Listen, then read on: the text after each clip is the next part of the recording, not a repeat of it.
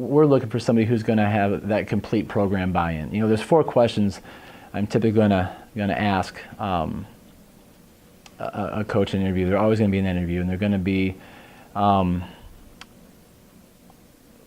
do you define success? I'm going to ask them about what's it feel like to be coached by you? What's it feel like to coach with you? And then what do you want your legacy to be when you're done?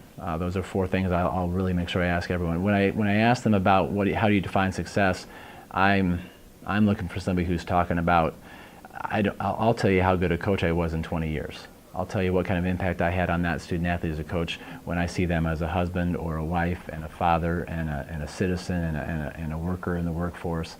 I'll look at what my kids are doing 20 years from now, and that's how I'm going to define my success. I'm looking for that type of mentality.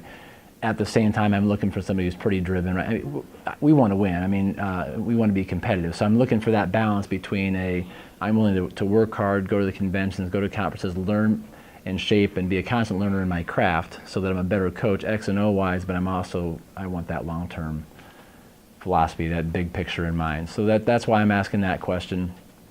I want them to be, I'm looking for, when I'm asked about what's it feel like to be coached by you, what's it feel like to coach with you, I'm looking for somebody who's reflective.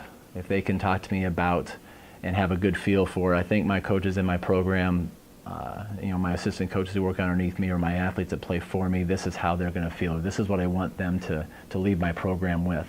That shows me that they're reflective and they're willing to sit back day after day, year after year and evaluate what am I doing well, what do I have to get better at, what influence am I having on the people I'm responsible for. So I'm looking for some reflection qualities there. And then the legacy part, again, I think that just for me gets that long-term part, and it helps me understand, are they somebody who's in it for them? Are they in it for somebody, or they have that bigger picture, they're a servant leader? I talk a lot with my coaches and in the interview process. I'm looking for a servant leader and an educator with a whistle.